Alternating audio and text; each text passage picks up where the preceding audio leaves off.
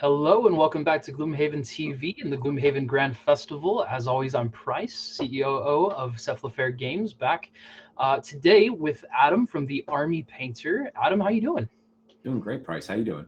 I am doing so well and very excited today because we have just announced an official collaboration between Cephalofair and the Army Painter to bring a starting paint set to the Gloomhaven Grand Festival and our miniature backers. So I am incredibly excited for that, and thank you for joining us.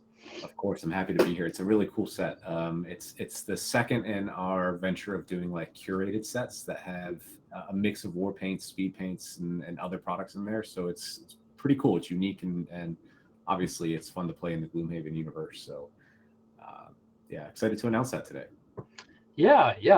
As someone who cut their teeth on miniature painting with Army Painter paints, it actually meant a lot to me to be able to reach out and form that collaboration and put the set together. Because once upon a time, I was also purchasing a starter paint set that included a little miniature and a brush and a thing of primer. And I like to think I've come a long way since those days, but always getting better each and every day. And now I've got a lot more Army Painter paints to play with. So looking forward to that. We But love being we hear it all the time, but we love that we're a big player in a lot of people's start into the painting aspect of their hobby. We believe at the Army Painter that inside every painter there's a better painter. So it's fun to watch, our customers progress in the hobby and see how they advance. And, yeah. it's really fun to sit here and watch them, out in the world. Yeah, absolutely. But let's kind of introduce everybody to you, Adam. What do you do for Army Painter, and yeah, where are you located? Tell us a little bit about yourself. Yeah, so I am based in Louisiana, just outside of New Orleans, in a town called Abita Springs. If anybody here has ever heard of Abita beer, that's right down the street. This tiny little town. I'm originally from Philadelphia. I've lived all over the country. I was talking at the beginning of the show. I used to live in California for a little bit. Obviously, the Army Painter is a Danish company. I was the first American hire, and we are growing. Our team over here. We've recently hired Kat Jackson, who's going to be running our U.S. events team, which is very exciting. But I started with the company as a media director. Our company really built its backbone on supporting brick and mortar. Yeah. And we were a very small company when I joined in about 5 going on 6 years ago. So I kind of jumped in to help them communicate with the end consumers, and through social media, through events, through partnerships with content creators and media, at events, like I said before. So it's been a really fun job to kind of build that up. And looking back at where we started 5 years ago and where we're at today with the amazingly talented team of artists and videographers and painters, we put out some really cool stuff, and we've got a lot more coming, which is, by the way, if you don't subscribe to us on YouTube, I have to say it, we are doing the biggest giveaway of all time. We're trying to get to 100,000 subscribers. At the end of it, we're giving away an entire speed paint rack. But for every 5,000 subscribers, we're giving away tons of products. So if you haven't already, go find that video, give us a subscription, and leave a note in the comments for your chance to win. I might be doing that with my 2 or 3 accounts right now. It's fun. There's no limitation. No, that's great. That's exciting. Everyone should check that out. I personally, I have a set of the starter paints that I've been experimenting with in part to work on this starter set with Army Painter, and man, they've been a lot of fun. I'm having starter fun. paints though. Do you have the War Paint starter set, the War Paints Air starter set, or the Speed Paint starter set? Yes. You all were incredibly generous. You sent over a couple different boxes, so I am not at a lack of choices. But I've got at least 24 different colors in paint and speed paints, and yeah, I've been painting through my Frosthaven mercenary starter mercenaries, and just being able to do a single coat and kind of move on to the next steps and not worry as much about shading, highlighting as much as just the flatter, acrylic paints has really made a huge improvement to my ability to actually make progress in miniature paint. So thank you for that. And yeah, let's talk about the product line a little bit for those that don't know, because I started actually not even with paint, but I picked up a couple tools more for like molding and things like that. And then I eventually picked up a bottle or two. And the next thing I know, half my stuff was Army Painter, and that's the direction I went. So what does your product line look like these days, and what should people be taking a look at? Yeah, so as Bo likes to say, Bo is one of the founders, our former CEO. He's now our chief creative lunatic, I think is a good way of explaining him. He's amazing. We can joke, but Bo is our mad scientist at the company. He's the one that comes out with the crazy ideas. Um, we don't make the shoes, but we make really nice shoelaces, right? So All right. uh, at the end of the day, we're a bunch of nerds too. We're gamers. You can see I've got a desk full of it. If I turn my computer around, you'd see way too much in terms of plastic, but it's painted. Um, we like to spend money on miniatures and play our games. So we make all the accessories essentially to get you there. And we try and make the painting aspect of your hobby easier and faster. That's why the first product that we ever came out with was called the Quick Shade Dip.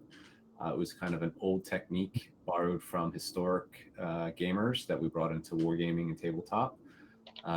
After that came the color primer sprays, a 2-in-1 base coat and primer, and then came the war paints. And obviously we've grown to have a full airbrush range. Now the Speed Paint One Coat Paint Solution range, the Speed Paint Metallics, which is an industry first creation. And everything, as you mentioned, tools from green stuff to sculpting tools, drills, cutters, razors, everything you need. And even on top of that, we've got some great terrain products to our Game Master range, which will help you build some really cool, dungeon tiles or even wargaming terrain. Excellent. Yeah, I'm in love with my sprue cutters. That's probably my most frequently used. So, do you like the side cutters or the plastic cutters? Which ones do you like? What's going to get me in trouble with you less, but probably the side cutters, right? Is it are they silver shiny metal or are they black? No, they're black. They're black. Okay, so those are the plastic frame cutters. I use those as well.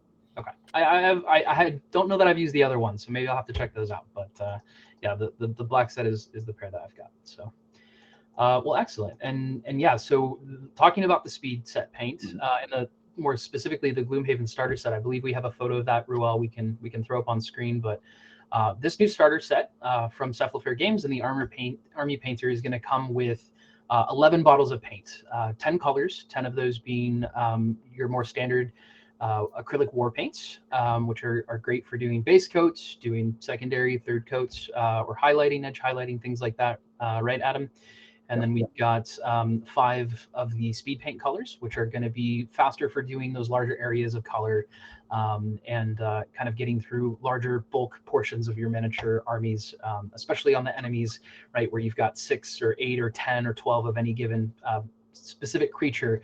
It's going to really help in getting through those multiples. And then we've got a included paintbrush, an included bottle of primer, and something that I've always been super impressed that you all offer in pretty much every product it seems that you put out, but sort of a how to paint sort of guide on how to get started.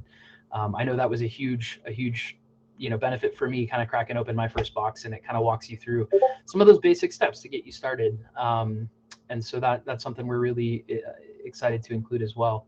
On that note, Adam, I was curious, for those considering should I not get into painting miniatures, what kind of tips or tricks or insights might you have for those kind of looking to prime their first miniature, wet their first brush?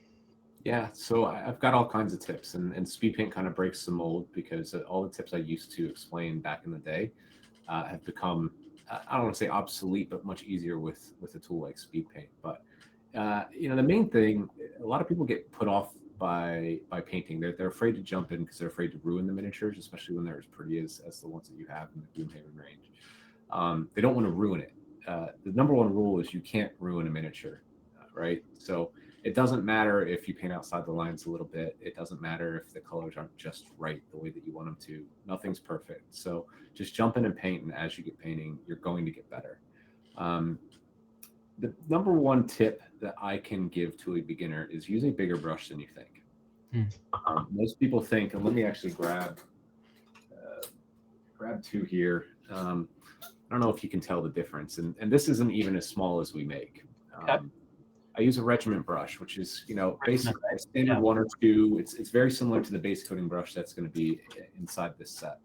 A lot of painters, when they start, they grab the smallest brush that they can because they think, oh, it's a tiny miniature, I need a small brush. No, it's quite the opposite. You want to use a brush that has more bristles, a higher bristle count, has a larger, bust to the bristles. That's going to help you load up that brush with more paint, and you're going to be painting smoother and less coats to get that nice smooth coverage. And especially when you're using a product like the speed paint that you have in the set, you want to use a bigger brush because you want to really load that up with the speed paint. Speed paints, for those that don't know, is an all-in-one paint solution. So traditionally, when we paint miniatures, you start with a base coat of acrylic paint, and then you'll apply a wash over top of it. A wash is designed to run darker pigments into the recesses to add depth and shading to your miniature. And then you'll go back with your base coat and tidy it up, and even some brighter colors to highlight it. With speed paint, it kind of does all three at once. Now, it's not going to win you any awards, but it's going to be almost like instant gratification because of the way that it works. You just color as much in the lines as you possibly can, as best you can, and you're going to get a really nice tabletop ready result. So if you're new, I highly urge you to give speed paints a try. Try it over a light base coat. You'll want to prime it in white or even a very light gray. But our color primer matte white is the color that we developed them around. Obviously, you can use them in much different applications. But start with a white base coat. Get that spray primer, your color primer matte white, coat it, and then go to town with the speed paints. Have fun. And once you've done that, you go to our website, www.thearmypainter.com, and on the homepage, it's going to give you two options. Are you looking for advanced techniques, or are you a beginner trying to start your painting journey? And it basically walks you through all the different methods and techniques and to get you started or to learn and add to your painting repertoire. Oh, excellent. Thank you so much. I think those are some great starting tips. I actually, you reminded me and struck a chord there. I think my first brush purchase might have been the Psycho, and that might have been a misstep. But there's a lot of paranoia about trying to stay inside of those lines, and probably too much, because I do recall lots of white areas of my miniature where I was just too afraid to get in there with the brush. And so that's a great tip. I think that's a really good one. And yeah, my personal experience with the speed paints has also been tremendously positive, especially after taking, I think I took like a 6 or 7 year sabbatical from painting miniatures. And it wasn't until this miniatures project that I was like, all right, it's time to kind of warm up that skill set again. And so the speed paints, yeah, just let me kind of ease right back in and kind of get refamiliar with old territory, and then start working with those acrylic paints too. So, well, excellent, very exciting. I think speed paints really touched on something, especially painters. I think there's a lot of painters just like you that took some time off.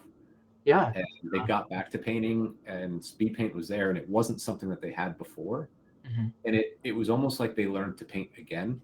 And it was easier and simpler and more enjoyable because it's just so simple. Yeah. I think it maybe like reinvigorated a passion in painting for a lot of people who maybe didn't like painting as much. Yeah, I know a lot of niche hobbies really found an uptick during the last few years, right? With everybody staying at home and pandemic woes and things like that. Did you find that to be the case as well for the miniature painting scene? Absolutely. Without a doubt. I think our industry was trending upwards for a long time, and we could thank our friends at Marvel. We can thank Big Bang Theory. We could thank anybody that's made content around D&D in the past 10 years, because they've really made this thing that when I was a kid, I was a varsity athlete. I didn't dare talk about my love of Warhammer with my fellow teammates. It's something that we kind of kept in the closet, and now it's okay to kind of let your nerd flag fly. And add to that, I think during the pandemic, you had a lot of people my age come back to their hobbies because they had time at home and introduce it to their children. So there was definitely a bit of a boom. It's calmed down a little bit, but it's still much higher than where we were before the pandemic. I'm personally glad you brought up just parents with kids, because that was a first that I shared with my son and my daughter this last weekend. I've got a 6-year-old just turned 6, and I've got a 7-year-old turning 8, and so each of them got to paint their first 2 miniatures this last weekend, and they got the whole thing done using speed paints. So they were just really pleased with themselves to just take that big base coat brush and apply a few colors in between, letting it dry, and just super impressed. Now they've got it on their shelves and they're super proud. So I think we've got many more of those coming in our future too. So that's really cool. Great. I love it. I love painting with my kids. It's a lot of fun. Yeah. And one of my favorite things about the Army Painter is you guys are huge on supporting local game stores. I know you mentioned that towards the start of today's interview. Talk to us a little bit about what your retail support and structures look like, because I know every one of my local game stores carries Army Painter, in addition to sometimes other lines. But like Army Painter seems to be the staple in just about every one of my local shops. Yeah, brick and mortar is extremely important in our community because, especially in the States, it's where people gather. It's where people play their games. It's where, Magic the Gathering and Warhammer tournaments are played. It's where people learn to play D&D for the first time. It's where they learn to paint for the first time a lot of the times. And these are all things that retailers do typically for free, and they do it to support and to educate and to help people and bring them in. It's I'd like to think that we live in a pretty exclusive community as gamers. There are some gatekeepers out there, but for the most part, we're a pretty inclusive bunch, and we want to share our passion with a lot of people. And game stores, I think, are the pillar for that. When Bo and Jonas started this company, it was very important for them to go out and be strong at retail and give strong retail solutions for them. Mm-hmm. And I think the best way that we've been able to support retailers, as simple as it sounds, in the past 3 to 5 years, is that, when they put one of these, you can't see it, I have a retail display right just off camera here. When a retailer puts one of those in their store, that's 3 foot of real estate that they're giving us essentially. Yeah. And they put 3 of those racks, that's 9 foot of real estate that they're giving us in their store. So that should make a profit for them. Mm-hmm. And it's really hard to sell a bottle of paint that you can't keep in stock. So one of the ways that I think we've been very helpful, especially through the pandemic, is that we were able to supply our global network of retailers with products. It's a very simple thing, but we work to support them when they're doing paint nights and paint and takes, and even when they're having their own tournaments at their store and things of that nature. We really do our best to try and help them as much as we can. Yeah, I really feel like that shows, and just with how many stores I see it in locally, and I can't imagine that's an easy task with the number of colors in your color wheel in your palette and the logistical time that must go into manufacturing and keeping those lines in stock, especially having primarily started as a Danish company. I know you mentioned you were the first U.S. employee, and so you're in Louisiana, and you're really responsible, I'm assuming, for a big chunk of what happens over here stateside. In the U.S. Well, at least a little bit here and there. Maybe I think I don't know what it's like for your business, but 60% of gaming for us and of our customer base is in North America. That's right. Yeah. So our whole company has a focus for it, but we have the same focus for our European distributors and retailers, our retailers in Central and South America, and everywhere else in the world. So. We don't necessarily play favorites with the U.S. by any stretch of the imagination. No. We do work hard to make sure our products are here, and it's a lot harder being a Danish company. Right. Shipping timelines, they got longer during the pandemic and never quite come back down. Yeah. So it's been tricky, but we have some very, very smart people at our company. They're really much smarter than I am, that handle the forecasting and the production timelines that do a great job, and some very talented, hardworking people back in Denmark. Okay, I'm sure, and incredibly impressive just to hear that the supply chain and everything was able to maintain through the pandemic. So, kudos to the whole team, everybody over at corporate, for sure. I'll pass that along to him. Mads, one of our teammates, is in the chat. He's already given a thumbs up. Mads is an OG. He's been there, almost since the beginning. He's been there quite a long time. Yeah.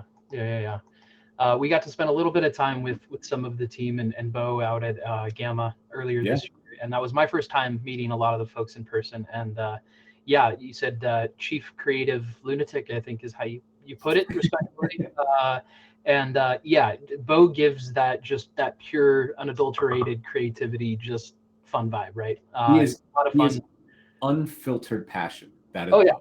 I think I walked out of that 20-minute meeting with Bo making commitments I hadn't been prepared to walk in and commit to, but he was so infectious with his creativity. I'm like, yes, let's do it, let's make it happen. So look forward to sharing more about that kind of stuff. But I have to apologize. Thomas, who's our head studio painter, is also in the chat. He's messaging me in our company message board saying, hey, why don't you talk to me? So everybody say hello to Thomas as well. Go watch his recent tutorials. They're very, very good and a lot of fun. Hey, Thomas. What does Thomas do for Army Painter? He's our head studio painter. So he does all of our painting for the box art nowadays. He's replaced me on camera as our figure painter on camera, but he's so damn talented it drives me nuts. And he's also plays a very, very important role in our paint R&D. So Speed Paint, War Paints Air, Speed Paint 2.0. He's played a very vital role in the development of those products. He's done a fantastic job. Oh, that's great. Well, thank you, Thomas, for all that hard work. It sounds like we're all benefiting from it. So, and Mads, you're here too. Thank you as well. So, well, excellent. So, yeah, having met some of the team earlier this year, and you mentioned, there's been some restructuring. Clearly, I mean, anyone that's been paying attention, Army Painter's been making some big moves last couple of years.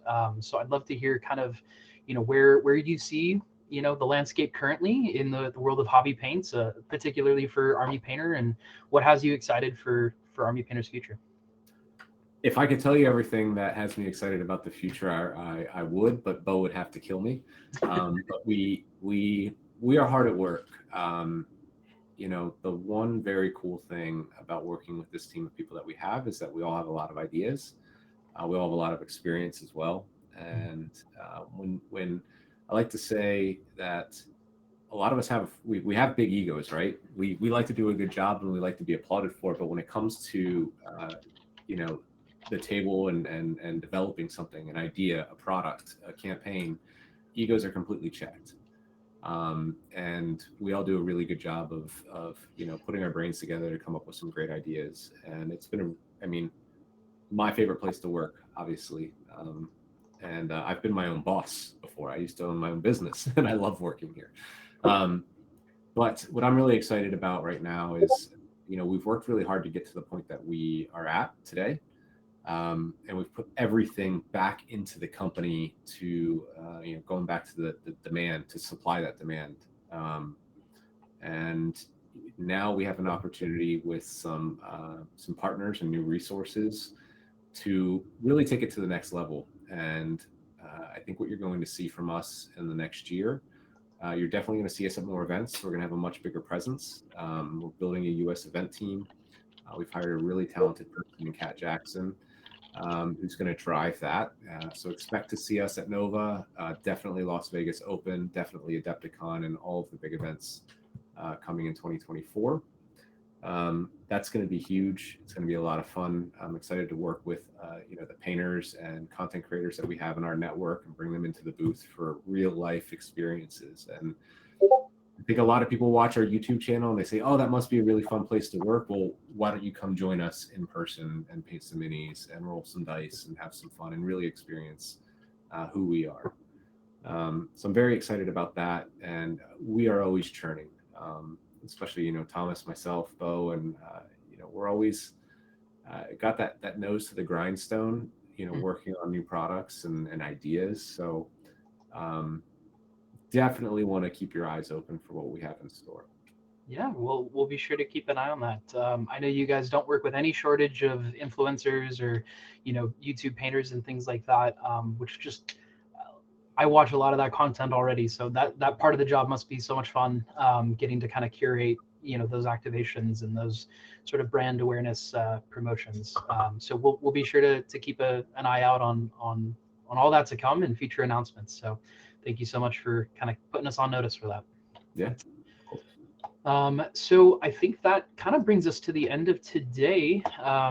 Adam, I did want to thank you so much for joining us again, and just remind our entire audience that tuned in today that we have officially announced a collaboration with the Army Painter and Cephalofair games for our starter set, now available in the Grand Festival campaign. So you can add that to your pledge level now or in the pledge manager later.